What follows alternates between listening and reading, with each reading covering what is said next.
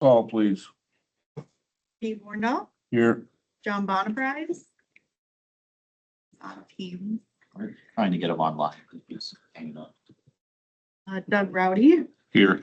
Jay Luke, He's upstairs. He should be down here shortly. and Jeremy Hall. Here. Okay, so we will soon have 5 out of 5 members present. Okay. We have a majority of us here. We'll continue, I guess. Need a motion to Second. approve the agenda. Second. I'll make a motion. Okay. Motion made and approved to approve the agenda. All those in favor? Aye. Opposed? The minutes from the December 3rd, 24 meeting. Need a motion. Take a motion to approve. A second. Motion made and second to approve the minutes from December 3rd. All those in favor? Aye. Opposed? Public comment. Any public comment?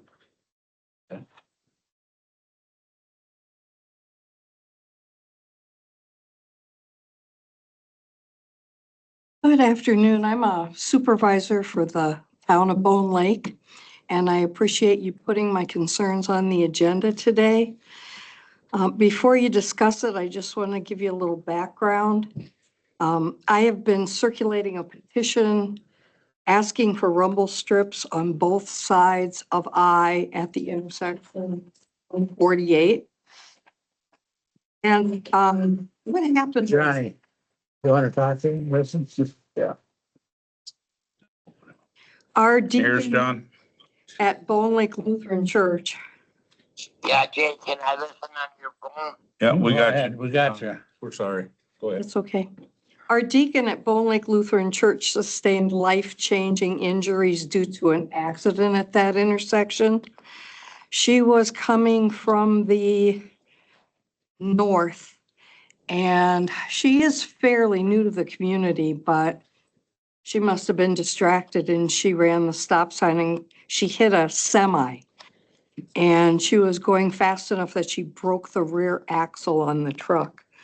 And when she was found, she was hanging outside of her car with the seatbelt around her neck. And she had to have 5 vertebrae fused. So now she has lost 80% of her neck movement for the rest of her life. Now, this tragedy brought to light the urgency to improve safety measures on that intersection. And we would like the Polk County Highway Department to install rumble strips at this dangerous intersection. It's been proven that rumble strips can decrease accidents by 30 to 50%, according to the Federal Highway Administration's research. At one time, there were some rumble strips there. I talked to Josh Kelch about it, and he said they were illegal rumble strips. And when they repaved County I, they were paved over. Now, I do truly believe that if they were replaced on both sides of that intersection, we could prevent serious injuries, and there have been more than a few deaths at that intersection as well. So I thank you for your attention to this matter, and I will submit my petition, which now has over 200 signatures, to your chairperson. Thank you for listening. Council, this is proper time to accept this petition? I think the practice is to turn over that document to the clerk for filing as part of the public comment. I think we could give it to the clerk for the clerk's acceptance.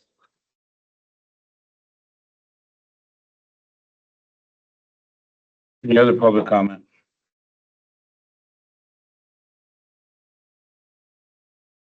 Sheet of information for supervisors not seated on the committee. Nope, I'm just here to listen. Fair Society update. City representatives, what do you got, Rod? I reached out to them pertaining to some of the CIP work that is forthcoming, and they're gonna get back with me next week with some details on what they're gonna look at. And then I also reached out to Cedar Corps for a Teams meeting that we're supposed to have pertaining to the grandstand. So I'm still waiting to hear back from them.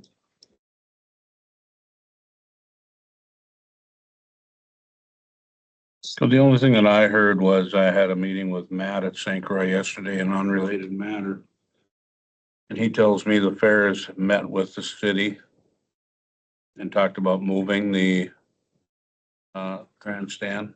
And Matt said, well, I told him I don't have any problem with it as long as it doesn't interfere with the right of way. My concern with that is they had a meeting without us. We're the owner and contractor of this job. So next meeting I attend with them, I'll read. I think we've already done this with them, but I'll tell them, you know, any meeting related to this construction, the county has to be there, period. So. Absolutely. Anything else on the Fair Society? Update from CJCC. Don? I believe Melissa's online, sir, and ready to Yep, go. I'm Oh. online. Hi, Melissa. Hello. In December, we had 8 in treatment court. We did have a graduation, the beginning of December. So we're now down to 7 participants. We do have 2 new referrals that came in. And we have a few people in process for treatment court. I believe 4 right now that we're looking at. Substance diversion, we had 2 participants, 0 referrals. The intoxicated driver intervention program, we have 3 participants and we had 3 new referrals in December. In December, we did not have the first time offender class that is scheduled to start up again in January, just because it was too hard with the holidays to get letters sent out for first time offender to get people going. So that will resume again next week. I think that's it unless anyone has any questions. Anybody have any questions for Melissa? Thank you. Update from Public Works. Clam Falls Dam should be done as far as they can go by the end of January. And then they will be back in March to install the gates and the actuators to complete the entire job. Recycling, they will be redoing the metal flashing around the top of the building all the way around. And the estimated inside completion is in the next couple weeks.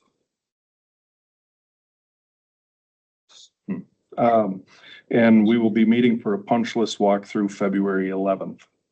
And then in case anybody has noticed at the Justice Center, we did all the bullet resistant glazing glass on the public facing windows.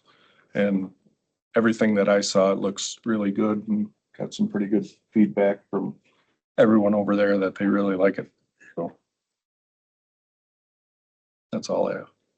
I have a couple of questions, sir. Go ahead.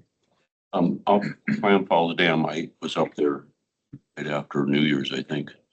And 2 questions I have is, one, I would like to see how they're gonna get that track wall out of there. But anyway, then the second one I have is, did they lift that cement in, or did they pour it? They poured it. Okay. Yeah, they my poured wife it. Just wanted that one. Yeah, in a slurry. And then, you're talking about doors. I thought originally we were talking about just a straight level spillway dam. There is gonna, originally, that's what it was supposed to be on the other side, just a labyrinth type, basically like a W. But that cost ended up being like 7.4 million. So then, over 3 million of that would have been just concrete. So then we had to go back to this side and do, gates, and it's a smaller spillway. So we'll have doors in those slots that are there? Yep, those will be gates and the actuators to go up and down. Up and down? Yep. Okay. I thought we did away with that. That's why I was wondering. We tried. Yeah. Okay. But because of the cost, we had to go back with that. And then the new spillway will meet the DNR requirements for the 500-year rain event, which was the issue from the start. Any other questions or comments for Public Works? Moving on to an update from Highway. Not much snow. That's the big update. It's starting to look like a repeat of last winter a little bit. It's giving us time to do more brushing and woody vegetation control. We've had a lot of mowers out pushing back and doing some trimming, patching potholes. The additional mower use has caused more breakdowns because the mowers are getting used more than ever the last 2 winters. So we currently have several of them tying up the shop. But it's not the plow trucks tying up the shop because they're hardly getting used. We did rent a bucket truck. We currently have one rented through the end of January to deal with problem trees, hung up trees and leaners that are hanging over the right of way or over the roadway. So we've got crews out addressing those trees, trying to get as many of them caught up as we can during our rental period. A lot of truck maintenance, cleaning. The 6 to 20 program, which I'm sure Mr. Warrendo's aware of through the conferences and stuff. So the 6 to 20 structures program through WISDOT was to inventory all the structures greater than 6 feet and under 20 feet, the ones that didn't qualify as a bridge. So we completed our inventory in Polk County. We identified 49 structures in the county that qualified and were uploaded into HSI, the state's bridge site. The inspections will take place here in 2025, and those are being reimbursed by the state. There was state funds set aside for the inventory and the inspection of those. Plus all of the towns, villages, and cities that responded with their information and had their inventories done. I've uploaded all of their structures also into HSI. So we're got a couple stragglers. It sounds like it was more of a soft, but we're working on getting them wrapped up. And then, yeah, we're working on finalizing our project list for our 2025 projects and getting ready for our spring bids to go out. So we can have all that data ready for our RFPs in the spring. That's about all I had for highway update. How many bridges do we have for under the 6 and 20? We identified 52, and while I was uploading them, a couple of them had some criteria that didn't quite meet the specs, so I ended up uploading 49 into the system that Polk County owns. What about a bridge on a private driveway? No, these did not address bridges on private driveway, like the Big Rock Creek structure would have qualified, but that's on a private driveway under the Big Rock Creek property where the Miracle of Big Rock takes place. So those do not qualify, and they did not take into account trail structures at this time. This was strictly under municipal roads. I'll be talking to them at conference about that because we have 2 private driveway bridges so we don't dare drive our fire trucks over. Do we have somebody tell us what they'll hold? And of course, the house is a quarter mile or more from the bridge. So I guess let me know when the inspector is here doing those. Maybe the fire department will have to hire them and have to get those 2. Just, you know, we run an ambulance over both of them so far, but okay. Any other questions for Josh? Mowing looks good. Good chance to catch up on that. Yes, it is. Is the state cooperating with letting you take advantage of the situation, or? Yes, we had, due to the lack of winter, we had some additional RMA funds that we were utilizing during December. So we did make a push on the state in the month of December to get out and do additional right-of-way mowing and stuff that they probably normally, the way it's been the last few years, would have not wanted us to do, but they were agreeable to it in December to utilize some of our contract funds. Sounds good, thanks. Number 11, discussion regarding rumble strips on county road. Guess we're open for discussion. If anybody has any comment, go ahead, Josh. I prepared hopefully a short presentation, just to give you some information on the intersection up there. Okay. If you wouldn't mind, I can Go ahead. give you some info on that.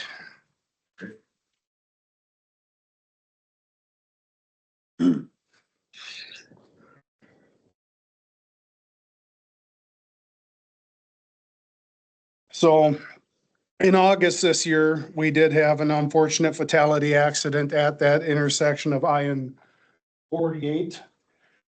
And then to follow with that one in September, I believe was when the deacon from Bone Lake Lutheran had her accident with her severe injury accident at that intersection. Just to note, both were flagged as distracted driving or mobile phone use. I've read both accident reports. They're made available to us following the accidents on our state highways and county roads. Both resulted in failure to stop at the stop sign and impacted traffic traveling on State Highway 48. The one in August was traveling northbound on County Road I, failed to heed the dual stop signs and hit a eastbound SUV on State Highway 48 that failed to see them coming too. And the vehicles ended up in that northeast corner of the intersection there, and unfortunately, one of the individuals passed away due to injuries. We currently don't have rumble strips or very limited use of rumble strips in the county on the highway system. Unless I'm mistaken, the ones were northbound on County Road I and 48, and I believe they were just for the northbound traffic on I there at 48. They were removed during our last mill and repave of County Road I-5 up there. There were some issues with the rumble strips that were installed there. I believe they were installed in-house. They were installed in-house, but not properly engineered for They distance weren't- from that. And then after an analysis, it was determined that they weren't needed at that intersection. Yes. And the ones that were installed there did not meet design spec for WISTOT's recommendations for distance and depth and all that other stuff. And we actually had complaints that people were driving around them to avoid them at some points. And it was deemed that they weren't required there at that intersection. The only other ones I know of are County Road B and 87, and those have been there forever. I don't know why they're there. And I tried running the accident history at that intersection, and there's no reportable accidents or fatalities or severe injuries at B and 87 there. So I'm not sure why rumble strips were installed there. I can't think of any other ones on county roads. This intersection has already had additional improvement made to it to alert traffic. Next slide, please.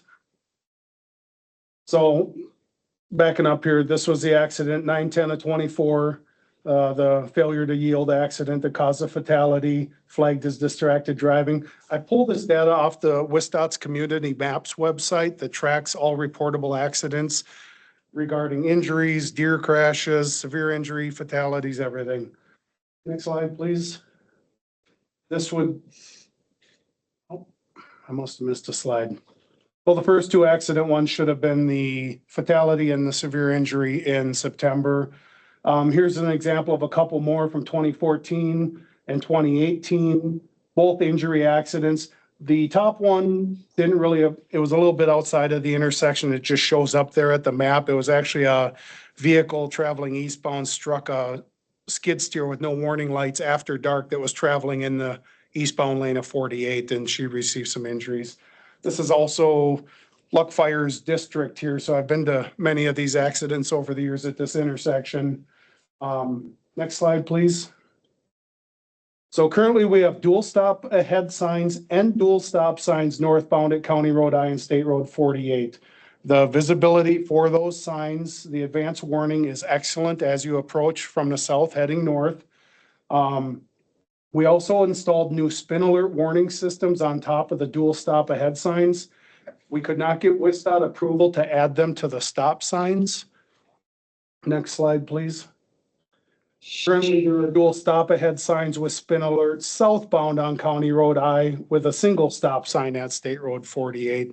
That intersection that approach to the intersection doesn't seem to be as bad. Traffic has to navigate a curve coming southbound, approaching 48. Maybe that helps them slow down or pay attention to what's coming.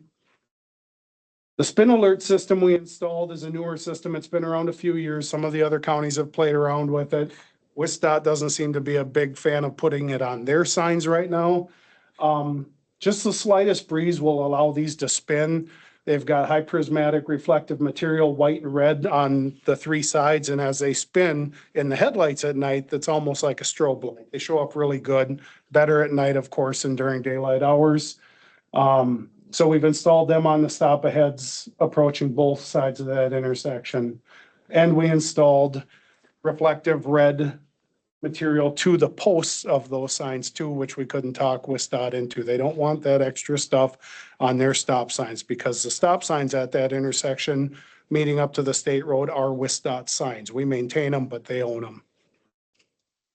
Just a snapshot of visibility looking eastbound. I'm 3,200 feet back at the top of the hill, the last obstacle that blocks visibility on State Road 48. Visibility is excellent eastbound of traffic. And I had to zoom my camera in. You can see them with your naked eye, but I was so far back. I mean, you can see that intersection for a long time, traffic entering and exiting the highway. Next slide. And looking westbound, I was 3,500 feet back there, saying you can see the white pickup in the intersection approaching from the south, and you can see a vehicle turning westbound from the north. I had to be off the road to get all the lane of traffic because I was right at the base of the hill to the east. So normally that tree is not blocking view there. It's a clear shot to County Road I. It's one of the most open intersections we have. Next slide, please. Action taken by highway following the accidents. Contacted WSDOT traffic engineer Aaron Christ.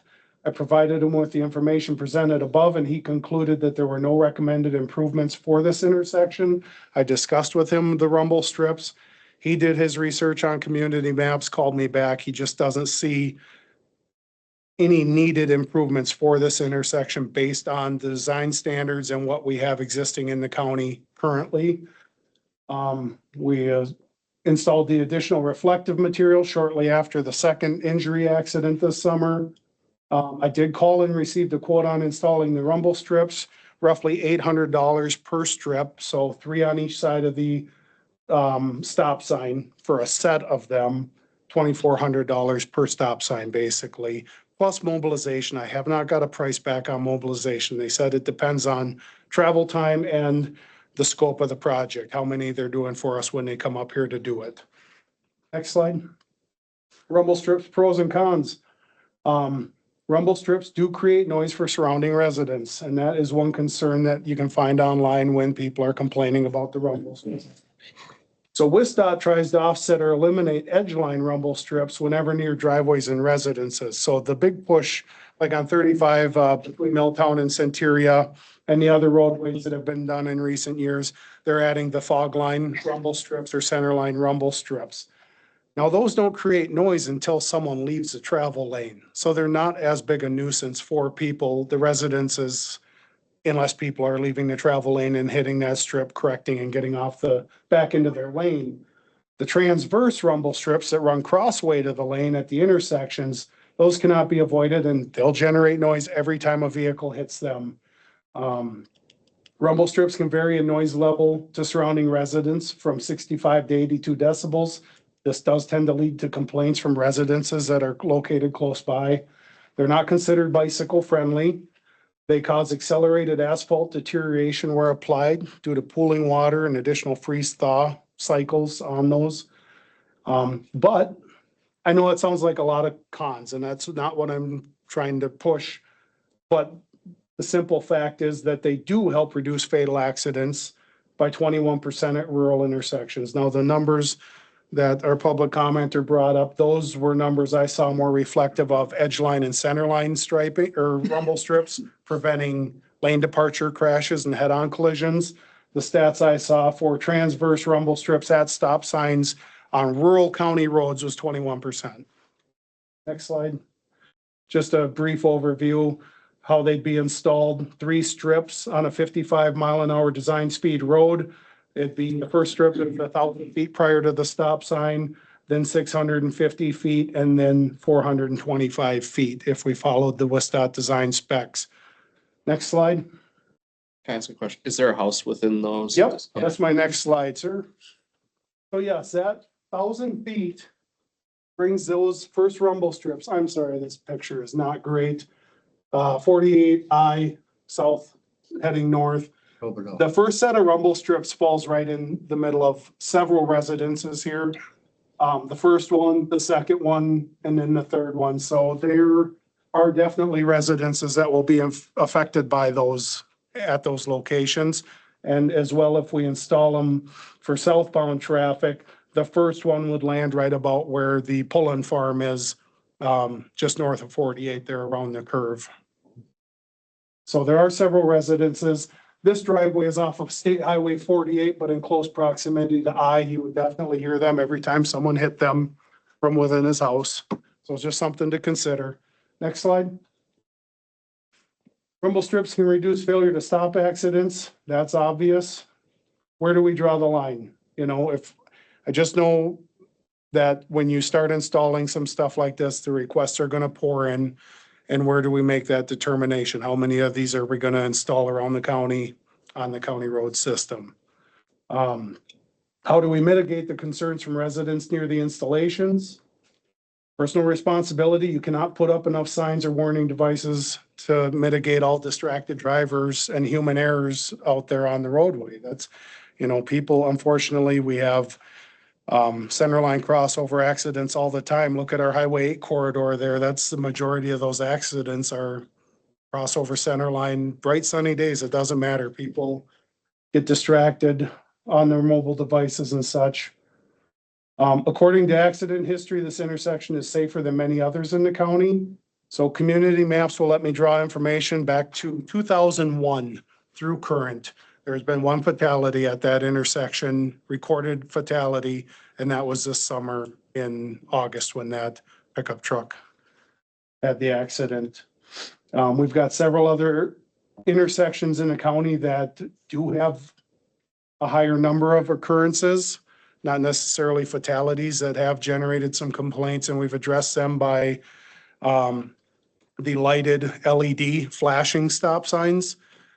Just WSDOT's not a big proponent of those, and unfortunately, this intersection butts up to a state road, so we've got to work with them on that too, to get permission to do that, and they haven't granted that so far.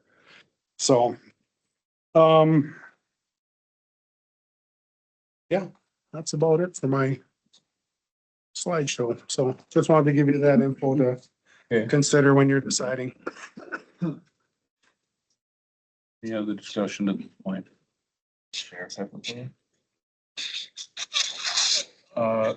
Brent, do you have an opinion on this? I was gonna talk about fatals in my update, but, I would say, you know, the illuminated stop signs, they did that, I think, at F and C. Correct. Because they had some fatals there, and I think that's been successful, so that might be an option, just to ask the state if they would do it, but I'm speaking out of turn, I don't know Josh's world that well, but I do know when they put those illuminated stop signs, it did have an impact, I think, down on F and C, so. That would be my 2 cents. I can answer to the County Road B one. The homeowner had somebody almost hit his house. Hit a tree in the front yard there. So we put the rumble strips in. Lots of complaints from the locals after putting them in. I can hear them just as plain as day from my deer stand, and I can hear them from my house on a quiet day a mile away. Okay, so we gave in, put the rumble strips in. Guess what? He's sitting there watching TV. All the stuff in the cupboards comes flying out. Somebody hit his house after we put the rumble strips in. Okay, the person wasn't paying attention. He was on the other side of the road by the time he comes through the intersection. Obviously not paying any attention where they're going and hit the house. Okay. So that's my 2 cents on, you know, how I feel about them and their effectiveness. So, and the complaints didn't begin to weigh the advantage, in my opinion. You know. Mr. Chair, can I make a comment? You go ahead, John. I don't think anybody on the committee remembers this, but I remember it's over 20 years ago when there was a double fatality on 240th and County Road M east of Osceola where Mrs. Demling hit a Frito-Lay truck. And there were fatalities, and rubble strips were installed after that. And and then they were also installed right there on 240th and the intersection at Highway 35. But no way does this reflect my opinion on either way. But now there is flashing stop signs there. These flashing stop signs, I don't know what the statistics are, but they definitely have helped a lot. I remember when I was on the committee before, right outside of Amory, there was a fatality on that, and there was always a stop sign there, but there's flashing stops there, and I think it's been successful since that. So yeah, rubble strips are. I think flashing lights have made a big improvement around the county, and we're never gonna, get rid of all these causes of fatalities, cell phones, and like the one you just mentioned, where nothing probably pretty good at that. Thank you. Good, John. Is there still gonna be a meeting? It was something to do with, at the highway with the state and a safety meeting later in the month or later in the 6 months? It's quarterly, the traffic safety meeting. It's usually held at the Justice Center. Mike Stoffel's the chair for that. Yes, that has been put on the agenda for that next traffic safety meeting, and it was, the accident was discussed at the last one, and rumble strips are gonna be discussed at the next one. I brought it up with Dan Contos as our Northwest Region contact for those meetings, so it's on the agenda for that meeting. Is that scheduled for March? Moving forward, then that would be the next step in my mind, I guess, to see what comes out of that meeting. When is that scheduled for? I'll have to get that for you. Okay, we haven't got it, Johnny. We'll get it to you, John. Thank you much. Appreciate it. One thing to consider, Mr. Chairman, with that traffic safety meeting, the traffic engineer that attends them is the same one I consulted with on this, and he's already made his determination on WISDOT's side of that intersection.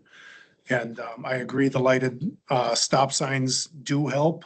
But I don't have ultimate control over whether they get installed at that intersection or not. WISDOT is not a fan of them, probably due to cost and maintenance, I assume. Where we've installed them are where county roads have intersected other county roads where we had the control to install those.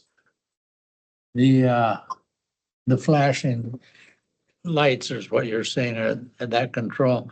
Wasn't that CNF where the beehives were hit with, they went through the flashing lights?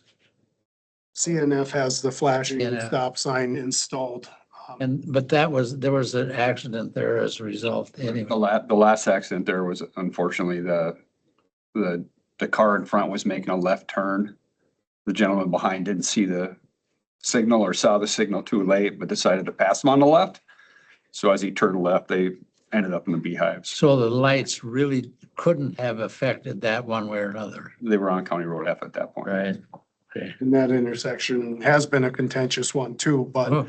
according to community maps researching back, that since 2001, there has only actually been one fatality at that intersection also at CNF with several injury accidents. A lot of distracted driving, teen driving, and 65+ flags on those accidents, so. The quadriplegic that was there admitted that he was just totally paying no attention. Ended up as a quadriplegic. I believe he dropped his phone and he was reaching for his phone, Yeah, looking for his phone on the floor. he took blame for that himself, so. One more comment. On the flashing lights, I have information, but I don't know years and all of that, but they were put at I&W. And it seems like they were taken down eventually because of the damage all the time. People were, Vandalize. Yeah, they are vandalizing them and it got very expensive.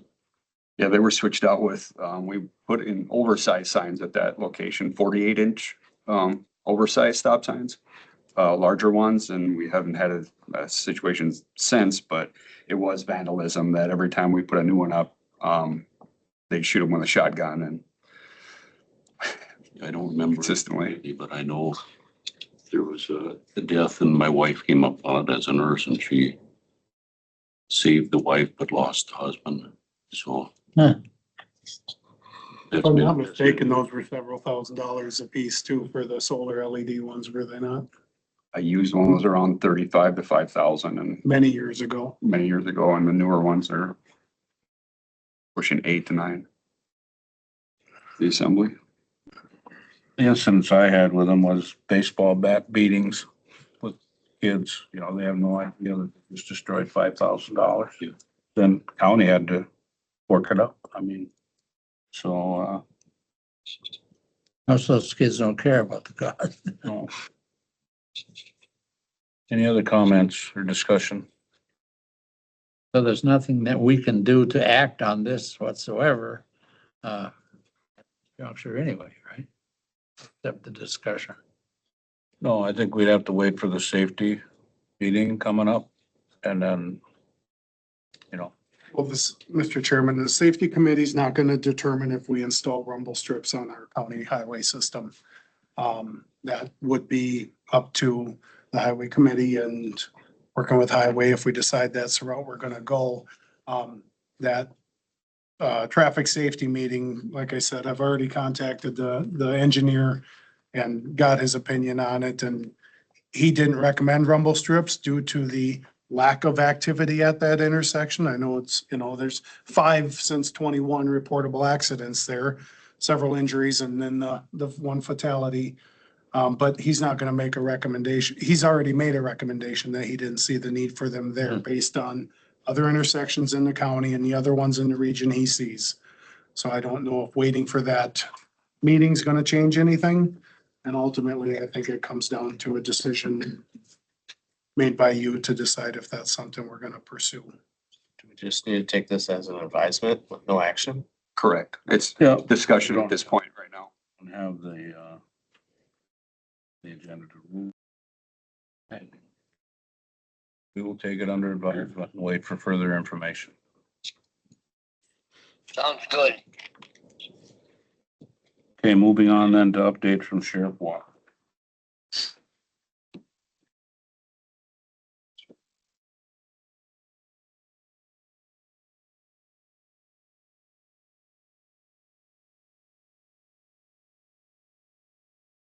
Sending around, it's, the fatals for the year. We ended the year with 8 fatalities. Half of last year, we had 16. Just to look at the data, it's on page 2. I highlighted Polk for you. Unfortunately, we average 11 fatals a year since 2019, so we were below average, but that's still too many. You know, we work hard at traffic enforcement and we do these quarterly highway safety meetings. And, you know, I certainly appreciate citizens coming in with their concerns about safety. All of us are safety conscious in this line of work. Barron County, they had more than we did last year. In St. Croix County, they had fewer than we had. So this region tends to have higher numbers of fatals than other counties. And it's just kind of the nature going back, looking at our data. We have a lot of traffic. We're a tourist community. And we certainly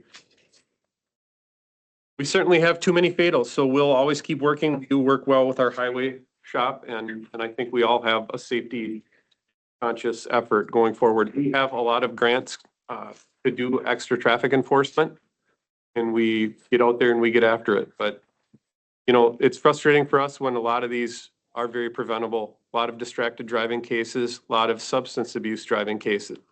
So, that's why we shook out. That's for reading, if you want to look that over and look at other counties. I kind of find it interesting. I think I want to go up to Ashland where they average 1 fatal a year. That'd probably be a good place to live out there. We're busy, with challenges for 2025 is obviously staffing and hiring. You know, we have 2 people in the academy right now that will be finishing the academy in June. And they'll go through 3 months of field training. So even though we've hired somebody, it's 10 months before we'll actually have them working. So that presents challenges. We do have some new hires coming on. For those of you that know Sergeant Jeff Hahn, he was lateraled over to the new created position of rec sergeant and having that responsibility. And Jeff has had a passion for rec patrol and rec education. So I think he's going to be great in that role. And then we did promote Ryan Jordan, who's been our current rec officer, to regular patrol sergeant. So we'll be filling a vacant rec patrol spot in the near future. I joked with the ad hoc committee, my back is sore from all the snowmobiling I've done this year, but it's extremely disappointing that we haven't got out and been able to do rec patrol yet for snowmobiles, but we're optimistic. If we get a little snow, we'll get out and work some of the lakes. The lakes are busy now with good ice on them, so. I had the unfortunate pleasure of going to a funeral on Friday for the Dunn County Corrections Officer, Jeff Reynolds. He answered the call to come in and cover a shift in Dunn County for the jail on Christmas Eve at 2:44 in the morning and was hit and killed by a drunk driver. So really, really sad case for Dunn County. So I did attend that funeral. It was kind of a visitation service down at the funeral in Eau Claire. So we went down there to represent Polk County and pay our respects. But that just tells you the kind of people at 2:44 in the morning on Christmas Eve. This guy answered the phone to come into work and ultimately was killed by a drunk driver. So these tragedies happen, and we're out there to try to prevent them, but unfortunately these things do happen.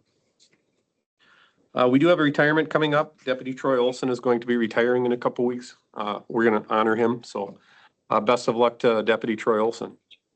But any questions? You go ahead, John. There was I had a couple calls on this. There was a double fatality around Taylor Falls. Was that on the bridge? Was that in Minnesota territory or Polk County? It was in Minnesota. Our deputy did respond to assist, but it was in Minnesota. That was it at Schaefer, though, quite a ways on Highway, Oh, okay. I believe. No, I thought it was right by Taylor's Falls. It was Taylor's Falls. Yeah, That right was by a different Taylor Falls. I forget the name of the street there. It's Milltown. Milltown. Yeah, that's what struck me is Milltown Avenue there in Taylor's Falls, or Milltown Street. Oh, really? Yeah, Jay, you're right. There was another one over by Yeah. Schaefer. I think there was 3 fatalities there within a week. Yeah. So we hope 2025 is a downward trend for traffic fatalities. Let's hope that we see another downward trend. That would be good. Is the Troy Olson recognition just in-house? We'll let you know. Okay. We'll let you know on that. Okay, any other questions for the sheriff? Comments? Hearing none, we'll move on to the administrator. Thank you. Yes, Mr. Chair, I don't have a lot to report at this point. Working very hard. Staff is on end of year, closing out the end of the year in 2024 and getting everything set up for 2025 once the budget's passed and all that. So that's all I have at this time. Any questions for the administrator? Comments? Supervisor Rowdy, you're up next then. Yes, I just have a short update because well, they had a long meeting, but if you look outside, like the sheriff just said, there isn't much snow. So they're waiting for the snow to get here. The one thing that I've heard over the years, and it was brought up again today, is that the Snowmobile Council averages, or they figure their average is 60 weeks a year, and that's all that they get in. So I always find that interesting because they do all this work year round. And you really don't get a very long window to operate on the trails. So that's really about it, unless anybody has questions. Nope. Rod took care of my questions, so. Any other comments, questions? Supervisor Rowdy? Finalized work plan for 25. Anything in February. That's it. Most committees don't have much in February.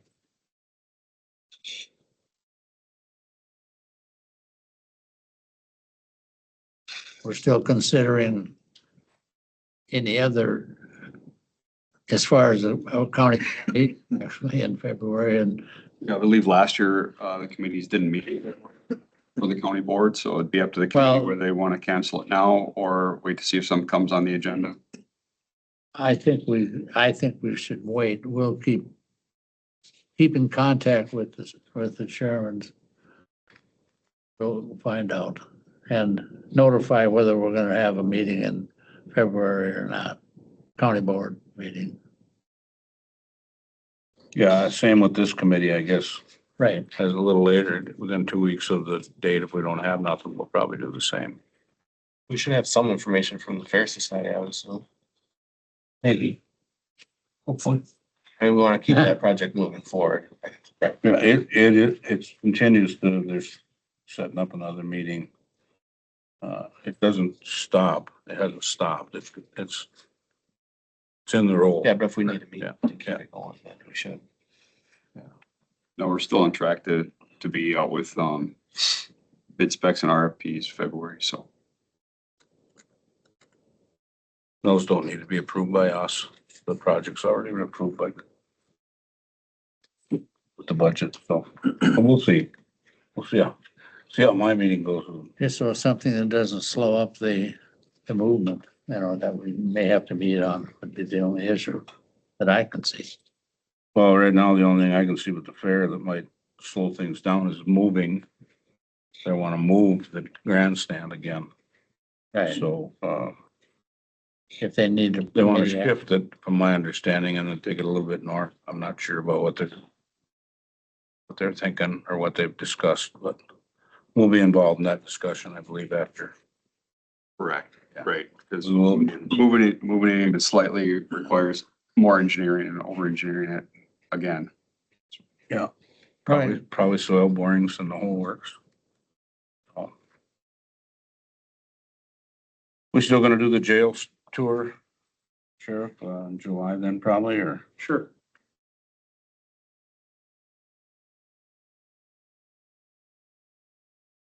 The annual reports will be for 2024. Okay.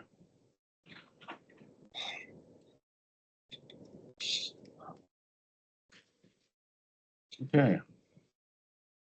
Motion to adjourn, 16 is not an issue. Okay. Mr. Chair, I want to wish everybody, Happy New Year, all year in 2025. I just got down here, New Year's Day. I had a doctor's appointment yesterday and another one tomorrow. Working on my brother's, essay every day. And so, thanks again for all the cooperation in 24. Happy 25. Thank you, Johnny, same deal. I guess before I ask for motions, I already got the motion, but I attended the funeral for Ron Elmer. He was a firefighter on the Wandrews Fire Department. 45 years of service Yeah. on the Wandrews Fire Department. So. Wonders. Anyway, motion made and second to adjourn. Those in favor? Aye. Aye. Opposed? Aye. No. He is